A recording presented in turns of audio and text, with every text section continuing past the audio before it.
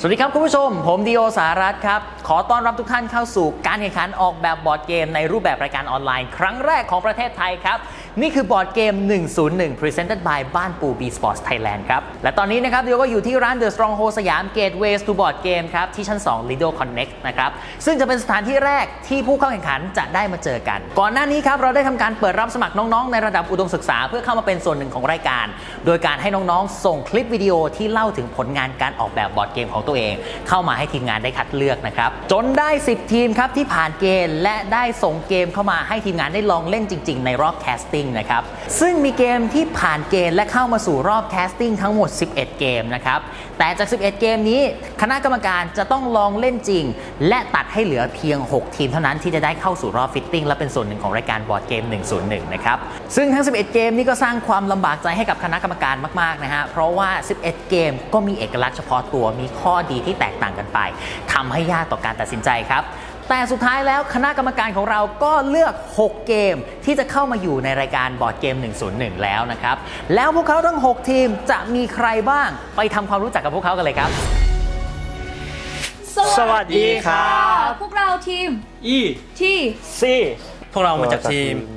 ขนมปังฝรั่งเศสครับ กลุ่มผมชื่อนักเผางานมืออาชีพครับผม พวกเราชินามอนโลพวกเราทีม Fallen Stars พวกเราทีมเยสเซอร์มาดามค่ะ เรารวมตัวกันมาทำบอร์ดเกมเพราะว่าไอ้นี่บังคับครับ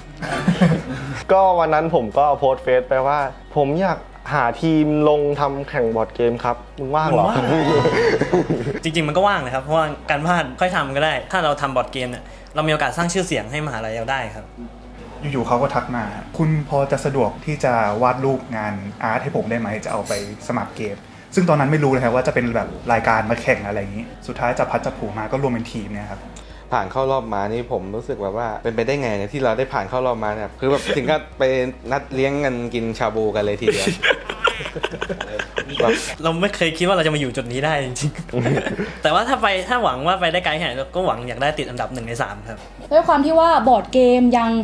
ตีตลาดไปไม่ถึง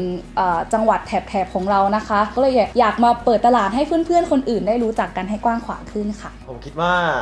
น่าจะเข้ารอบได้เรื่อยๆนะฮะอาจจะมีปัญหาบ้างแต่ก็ช่วยๆกันแก้ปัญหาได้ครับทุกคนมีความเก่งของตัวเองอยู่แล้วอยู่ที่ว่าใครจะเก่งด้านไหน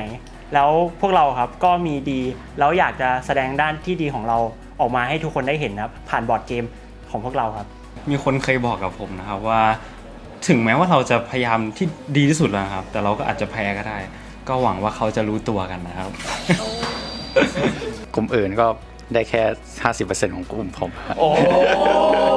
แต่ถึงทีมอื่นเขาจะเก่งกว่าทีมผมแต่ว่าในระหว่างการแข่งยังไงมาสกิลมันก็ต้องพัฒนาไปเรื่อยๆครับครับผมอย่าประมาทแล้วกันว่าพวกผมก็เต็มที่เหมือนกันครับพวกเราทีม Fallen Stars ก็ขอฝากเกมทุกเกมของเราไว้ด้วยนะครับพวกเราทำให้ดีที่สุดครับฝากเชียร์ทีมพวกเราด้วยนะครับนักเผางานมืออาชีพครับผมก็ผู้ชมทางบ้านที่ดูเราแล้วรู้สึกว่า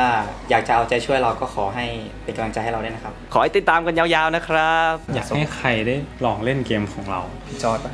พี่จอร์ดเหรออยากให้แฟนนะครับผมได้มาลองเล่นดูครับ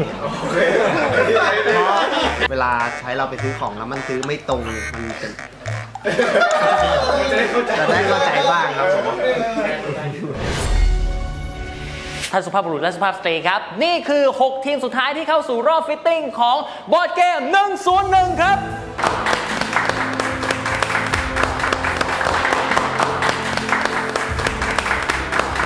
เห็นผู้เข้าแข่งขันในห้องส่งครับเรายังไม่รู้ว่าใครเป็นใคร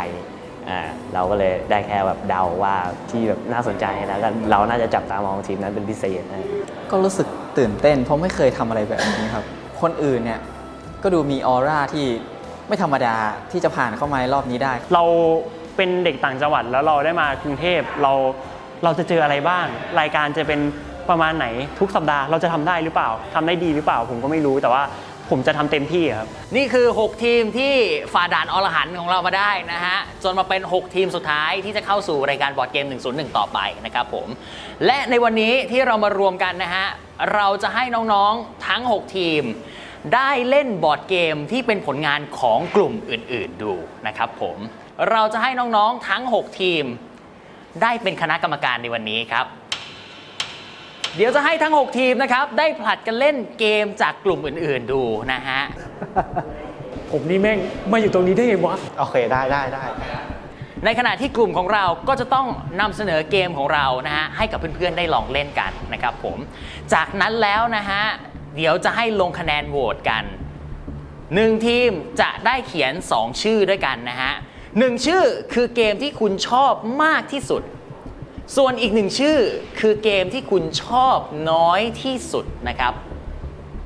และที่สำคัญที่สุดนะฮะในการโหวตของแต่ละทีมคุณจะไม่มีสิทธิ์เขียนชื่อเกมของทีมตัวเองนะครับไม่ว่าจะเป็นช่องเกมที่ชอบที่สุดหรือช่องเกมที่ชอบน้อยที่สุดก็ตามนะฮะจะไม่มีสิทธิ์เขียนชื่อทีมตัวเองนะครับผมหลังจากที่ทำการโหวตเสร็จเรียบร้อยนะครับทีมที่มีเกมที่เพื่อนๆชอบมากที่สุดจะได้รับรางวัลพิเศษในสัปดาห์นี้ไปด้วยนะครับเพราะฉะนั้นแล้วเดี๋ยวเราให้น้องๆได้ลองเล่นเกมของทีมอื่นๆกันเลยนะฮะจากการสุ่มลำดับก่อนหน้านี้นะครับผมเกมแรกที่จะถูกนำออกมาเล่นนะครับเป็นผลงานของทีมขนมปังฝรั่งเศสนั่นเองนะครับถ้าพร้อมแล้วนะครับตัวแทนที่จะออกมาเล่นเกมของทีมขนมปังฝรั่งเศสยกมือครับโอเคได้ออกมาแล้วนะฮะ5คนนี้นะครับเดี๋ยว5คนนี้เดี๋ยวเชิญที่โต๊ะเล่นเกมด้านหลังได้เลยนะครับผมแล้วก็ทีมขนมปังฝรั่งเศสนะไปเตรียมเกมเลยเชิญ5คนไปที่โต๊ะด้านหลังครับเอาล่ะตอนนี้น้องๆจะได้มาลองเล่นเกมของเพื่อนๆกันแล้วนะครับผมทั้ง5คนพร้อมไหมครับพร้อมครับพร้อมนะฮะเพราะฉะนั้นทีมขนมปังฝรั่งเศสครับขอเชิญเกมครับเชิญเลยครับวางเลยครับแรงบันดาลใจของเราเนี่ยมาจากเกม Mario Party ครับแต่ว่าเราเอามาอัดแอปมาอยู่ในธีมของหนูน้อยหมวกแดงก็คือเราเห็นว่าหนูน้อยหมวกแดงเนี่ยเป็นนิทานที่หลายๆคนรู้จักแล้วก็ถ้าเอามารวมกับ Mario Party เนี่ยน่าจะสนุกอยู่ครับเล่าถึงวิธีการเล่นสักหน่อยแล้วการเกมนี้เล่นยังไงฮะเกมนี้จะเล่นคือ4 ต่อ 1นะครับ4คนเนี้ยจะเล่นเป็นหมาป่าครับก็อีกคนหนึ่งจะเล่นเป็นหนูน้อยหมวกแดงหรือว่าที่เราตั้งชื่อให้คือว่าหนูต้อยครับนี่คือหนูต้อยชื่อเต็มๆคือหนูน้อยบวกแดงหนูต้อยบวกแดงครับเราทำได้แค่แบบว่าเป็นโปรโตไทป์แค่นี้เราสุดความสามารถเราแล้วเพราะว่าด้วยเรื่องงบด้วยเรื่องเวลาด้วยก็มีครับปังโอ้โหเยอะแยะไปหมดเลยเป้าหมายของเกมนี้คือการร่วมมือกันในการล้มบอสให้ได้นะครับล้มหนูต้อยเนี่ยแหละครับใช่เป็นหมาป่าล้มหนูต้อยนะใช่ครับแล้วก็หัวใจจะมีแค่ทั้งหมด3หลอดครับคนหลายใจนะครับใช่หัวใจสูงสุดของหมาป่ามีแค่3แล้วก็ลูกเต๋าได้เรื่อยๆจะเก็บเท่าไหร่ก็ได้นะครับเพราะฉะนั้นลองเล่นกันเลยละกันนะครับผมเริ่มจากหมาป่าตัวแรกก็ต้องขอลูกเต๋าถูกไหมใช่ครับเป็นอย่างนั้นเดี๋ยวสำหรับ Little Hunter นะครับผมคิดว่าตัวเกมเขาเนี่ยอาจจะเหมือนเกมเศรษฐีไปหน่อยอาจจะแบบเบสิกไปนิดนึงครับแต่ก็พอใช้ได้ครับมีแมคานิกอยู่บ้างนะที่ทำให้แบบน่าสนใจในตอนแรกแล้วก็มีอาร์ตที่แบบน่าสนใจแต่ว่าแบบตัวเกมมันค่อนข้างจะลูปซ้ำแล้วก็ไม่ค่อยมีเรื่องค่าอินเทนซิที่พุ่งขึ้นมาระหว่างเล่นเกมเลยโหตอนเห็นคอมเพลนต์ผมแบบเชดขนาดนี้เลยวะพอเห็นแล้วเรายังพัฒนาได้อีกนะเราต้องไม่ยอมแพ้เขาและนี่ก็คือเกม Little Hunter นะครับผลงานจากทีมขนมปังฝรั่งเศสครับผ่านไปแล้ว1เกมฮะเดี๋ยวเราไปดูดีกว่าเกมต่อไปจะเป็นเกมอะไรครับเอาล่ะเกมต่อไปอยู่ตรงนี้แล้วนะครับผมน้องๆพร้อมไหมครับพร้อมนะฮะถ้าพร้อมแล้วขอเชิญทีมนักเผางานมืออาชีพครับจุดเริ่มต้นของเราเลยฮะมันมาจากที่ว่าพวกเรา4คนเนี่ยคนที่ชื่นชอบแนวสงครามเป็นอย่างหนักเลยฮะก็ทำให้เกิดเป็นโปรเจกต์นี้ขึ้นมาฮะชื่อ Battle of Naval โทษฮะวางขนาดนี้บังหน้าน้องกันเลยนะเกมนี้นะฮะเราจะได้รับบทบาทเป็นคนคุมกองทัพเรือนะฮะทำยุทธการในการซึ่งยุทธการที่ผมเลือกมาให้ครูคุณในวันนี้ก็คือยึดกองกลางใครที่สามารถนำเรือไปยึดจุด A ได้ครบ4เทิร์นก่อนคนนั้นจะเป็นฝ่ายชนะอันนี้อธิบายก่อนตรงหน้าน้องๆนี่คือเป็นเรือเป็นความทนทานของเรือครับถ้าเรือโดนยิงก็คือไอหมาพวกนี้จะค่อยๆหายไปเลยในมูฟเฟสนั้นจะสามารถจ่ายน้ำมันได้เรื่อยๆจนกว่าจะหมดครับไม่จำเป็นว่าจะจ่ายเพียง1ถังเพื่อจบอะหรือว่าอาจจะดองน้ำมันไว้ในเทิร์นหน้าก็ได้ครับผมหลังจากเห็นตัวคอมโพเนนต์แล้วก็ตัวเซตติ้งของ Battle of Naval คือตัวเกมมันจะดูน่าสนใจตรงที่ว่ามันดูเหมือนจะเป็นเกมที่ใหญ่จะไหวกันไหมว่าเกมเราก็เข้าใจยากด้วยวะจะไหวกันไหมเนี่ยทำให้แบบผมรู้สึกว่าอาจจะทำให้แบบวันเนี้ยเพื่อนอาจจะเล่นไม่สนุกเท่าที่ควรอะเล่นไปแล้วมันไม่มีความซึมซับในเรื่อง narrative ของตัวเกมหรือเพลินไปกับวิชวลของเกมอะไรขนาดนั้นครับและนี่ก็คือเกม Battle of Naval นะฮะผลงานจากนักเผางานมืออาชีพครับ เกมเก่าจบไปเกมใหม่กำลังจะมาฮะเดี๋ยวไปดูกันว่าเกมอะไรจะเป็นเกมต่อไปเกมต่อไปครับโอ้บอกเลยเป็นเกมที่น่าจับตามองมากๆน้องๆทั้ง5คนพร้อมไหมพร้อมครับพร้อมนะครับผมถ้างั้นขอเชิญพบกับเกมของทีม Cinnamon Roll ครับ จุดเริ่มต้นของ A Little Journey จริงๆนะครับคือเป็นเกมที่ผมดีไซน์มาส่งอาจารย์แต่ว่าทีนี้พอเห็นที่นี่มีให้แข่งเราก็เลยหยิบเกมนี้ขึ้นมาอีกครั้งหนึ่งครับแล้วก็เริ่มดีไซน์ตัวเกมใหม่เพื่อให้มันเล่นเหมาะกับหลายๆคนได้ครับผมให้ผู้เล่นทุกคนจำสีตัวละครตัวเองใส่มันไว้ที่กิลเลยครับจำสีตัวละครตัวเองใส่ไว้ที่กิลตัวละครแต่ละตัวเนี่ยก็จะมีชื่อของมันอยู่ในข้อมูลนักผจญภัยอยู่ในนี้เรียบร้อยแล้วนะครับแล้วก็ที่เหลือตรงนี้คือการ์ดไอเทมนะครับเราใช้ตอนไหนก็ได้นะครับใช้ตอนไหนก็ได้ขณะเล่นอยู่วิธีเล่นง่ายๆนะครับเราก็จะให้ทุกคนทอยเต๋าก่อนครับทอยครับเก่งกาจมากครับขาว ล้วนเลยครับขาวล้วนแล้วไม่แปลกครับอาร์ตเขาสุดยอดมากครับอาร์ตเขาแบบอลังการมาก เทียบกับอาร์ตมินิมอลผมนี่แบบคนละเรื่องเลยครับถ้ามีกลุ่มที่ดีกว่านี้ก็คงไม่ได้เสียใจอะไรแต่ว่าถ้าได้ดีที่สุดก็ดีใจแล้วล่ะครับตอนนั้นก็ลนมากเหมือนกันครับแบบเคยสอนอยู่บ้างอะไรบ้างตอนที่พยายามให้คนอื่นเทสเกมให้เราแต่พอคราวนี้แบบต้องมาสอนออกกล้องเราก็ลนมากเป็นพิเศษเลยครับเกมมันแบบเจ๋งอะทั้งงานกราฟิกแล้วก็ตัวระบบผมลองเล่นแล้วแบบเฮ้ยชอบอะประมาณนี้สำหรับเกม A Little Journey นะครับผมจากทีม Cinnamon Roll นั่นเองครับมาถึงเกมต่อไปครับผมอันนี้เป็นการ์ดเกมบ้างนะครับผมผลงานจากทีม Fallen Stars มาแล้วครับตอนแรกครับก็คิดว่าดวงดาวน่ารักดีแล้วก็เพื่อนก็น่าจะวาดดาวได้ก็เลยให้เพื่อนลองวาดดูแล้วก็ลองมาจับพัดจับผูกมาทำเป็นเกมครับเกมนี้เล่นได้กี่คนฮะซันเกมนี้จริงๆเล่นได้4แต่ก็เล่นได้ถึง5ก็ได้ครับเกมนี้นะครับเราจะได้เป็นผู้พิทักษ์ดวงดาวเราจะต้องเรียงดาวตัวน้อยพวกนี้เพื่อให้เป็นกลุ่มดาวให้ได้นะครับคนที่เรียงได้ดีที่สุดได้คะแนนดีที่สุดก็จะเป็นผู้ชนะไปครับผมโอเคเดี๋ยวลองเซตติ้งกันเลยครับก็จะได้คนละ5ใบแล้วก็เลือกมา3ใบนะครับ3จาก5เกมที่ผมเล่นคือฟอนต์สตาร์ผมคิดว่าเกมนั้นมันเป็นการ์ดเกมผมว่ามันก็โอเคนะเกมของเขาเนี่ยเป็นธีมเกี่ยวกับดาวผมว่าตัวดาวของเขายังไม่เด่นพอครับผมตอนที่ผมเห็น Fallen Star นะครับผมก็คิดว่าเกมนี้เทคมันเยอะครับแล้วผมยังไม่เข้าใจตัวเกมลึกเท่าไหร่ผมคิดว่าถ้าผมได้มีเวลาศึกษาแล้วได้ลองเล่นจริงจังคิดว่าน่าจะเข้าใจตัวเกมมากกว่านี้ครับและนี่ก็คือ Fallen Stars จากทีม Fallen Stars ครับผ่านไปอีก1เกมนะฮะเดี๋ยวไปดูกันเกมต่อไปจะเป็นเกมอะไรครับเกมต่อไปนะฮะนี่เรียกว่าเป็นเกม Import นะครับนำเข้ามาจากมหาสารคามทีเดียวนะฮะเดี๋ยวมาดูกันว่าจะเป็นเกมอะไรพร้อมหรือยังพร้อมแล้วครับถ้าพร้อมแล้วขอเชิญทีม ETC สวัสดีครับเอาล่ะเกมนี้ก็คือ Animal Pirates นั่นเองนี่แรงบันดาลใจของเกม Animal Pirates ของเรามาจากรายวิชาใหม่ครับคือรายวิชาวิทยาการคำนวณในกลุ่มสาระวิทยาศาสตร์ครับพวกเรามาจากศึกษาศาสตร์ก็จะใช้ตัวบอร์ดเกมตัวนี้เป็นการผนวกกับคู่กับการเรียนรู้ในรายวิชานี้ครับเราจะได้สวมบทบาทเป็น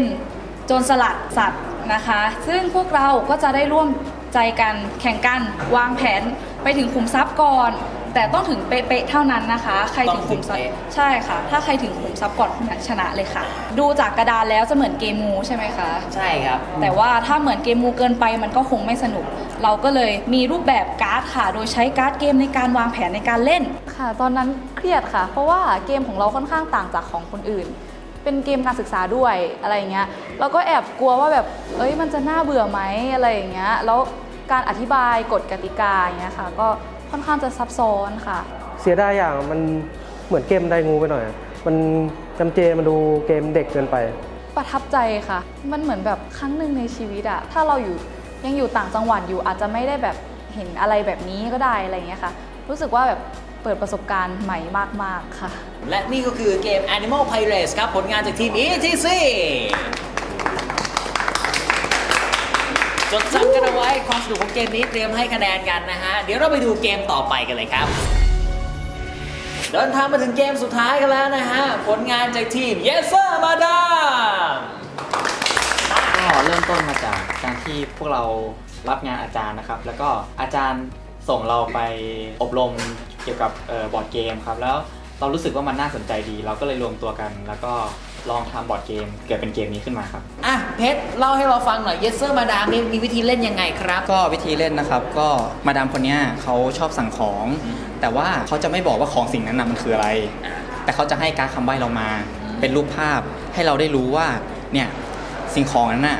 มันคืออะไรและให้เราไปหามาให้ถูกต้อง เมื่อเราอะทำตามจุดประสงค์ของมาดามได้ครบสมบูรณ์ก็จะเป็นฝ่ายชนะครับ ต้องมี1 คนเป็นมาดามถูกไหม ใช่ครับผม ใครดีเสนอตัวเลย ตอนที่ได้สอนเกมนะครับก็เขาจะสนใจของเราไหมเขาจะประทับใจไหมเมคานิกเรายากไปหรือเปล่า เกิดบั๊กหรือเปล่าอะไรอย่างเงี้ยครับ หนูเป็นอาร์ตดีไซน์ใช่ไหมคะ หนูชอบอาร์ตดีไซน์ของเขามาก แล้วระบบเกมเขาค่อนข้างดีค่ะ ดีมากด้วยอะไรอย่างเงี้ย แล้วก็การอธิบายหรือพร็อพเกมทุกอย่างสมบูรณ์แบบค่ะ เลยชอบเป็นพิเศษ ประมาณนี้นะครับผม และนี่ก็คือ Yes Sir Madam จากทีม Yes Sir Madam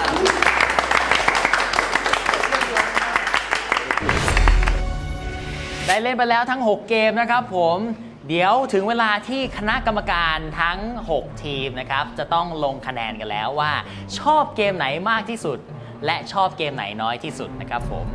วิธีการลงคะแนนโหวตนะครับเดี๋ยวพี่ดิโอจะแจกซองลงคะแนนให้กับทุกๆทีมนะครับทีมละ1ซองภายในซองนะครับจะมีใบลงคะแนนแบบนี้1ใบนะครับ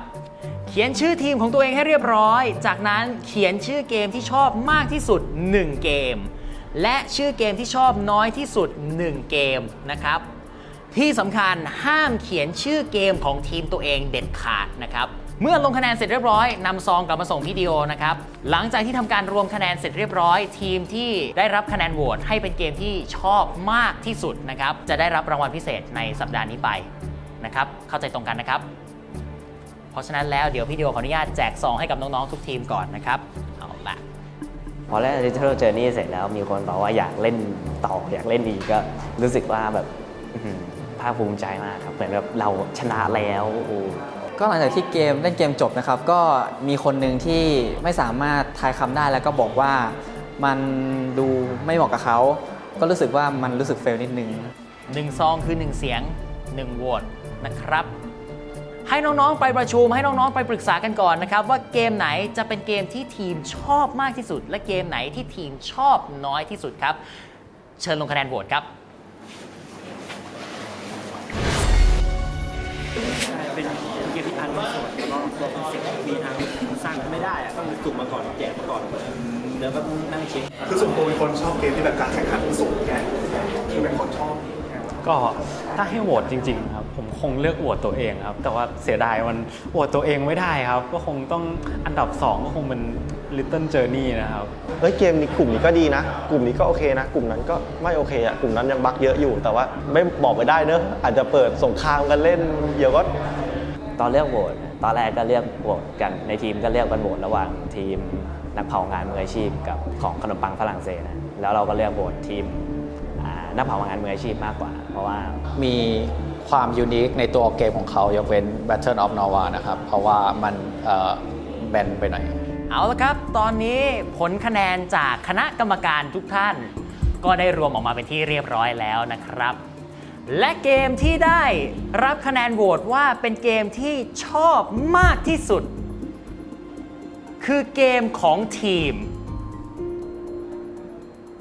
หวังว่าเป็นเราไหมหรอผมก็หวังนะ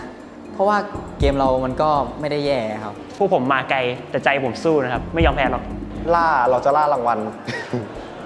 คือเกมของทีม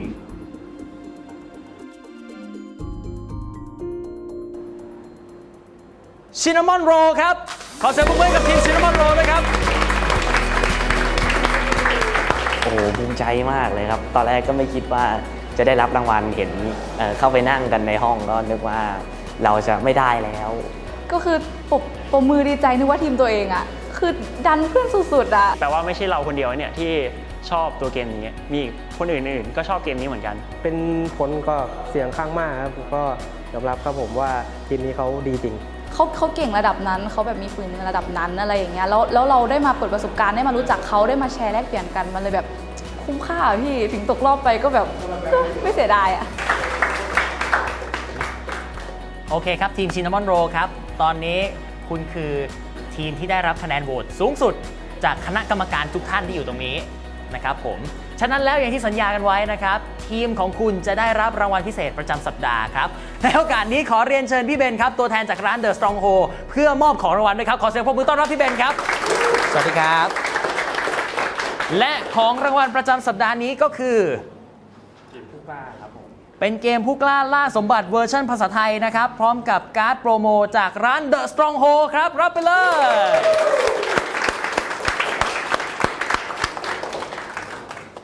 ขอบคุณพี่เบนมากครับนั่นก็คือทีมที่ได้รับผลโหวตว่าเป็นเกมที่ชอบมากที่สุดนะครับและแน่นอนในผลโหวตของคณะกรรมการก็ได้บอกถึงเกมที่ชอบน้อยที่สุดด้วยและเกมที่คณะกรรมการได้เลือกว่าเป็นเกมที่ชอบน้อยที่สุดคือเกมของทีม